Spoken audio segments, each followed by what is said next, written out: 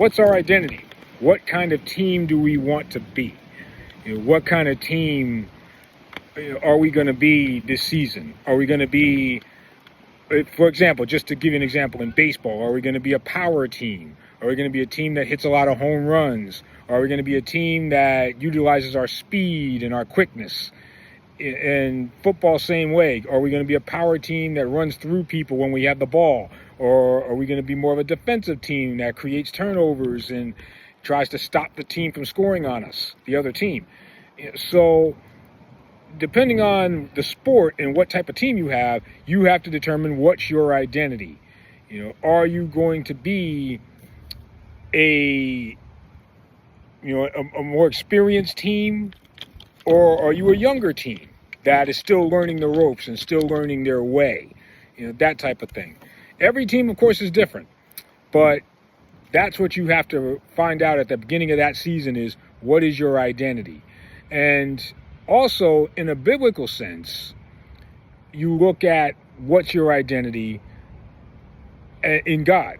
And I'll give you a couple of examples here of biblical figures who had to change their identity, or who God told, I'm changing your identity. They didn't really have too much of a say in it. God said, I'm going to change you from this to this, and this is what you're going to be from now on. I'll start in the book of Genesis, chapter 17, verse 5. Now here, Abram, if you go back to the end of Genesis chapter 16, Abram had just had his first child, Ishmael. Him and his wife Sarah were promised a child by God, and that Ishmael came out of an affair, if you will, from Abraham with Hagar, who was like the maid, basically. And Sarah said, we can't have a child. You should go and you should go and get with Hagar and have a child, and we'll take the child as ours.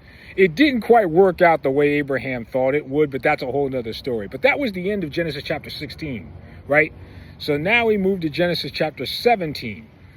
And this is where the change in identity comes into play. And so I'm going to read you chapter 17 of Genesis, verse 5. God says, I will change your name from Abram to Abraham, because I am making you the father of many nations.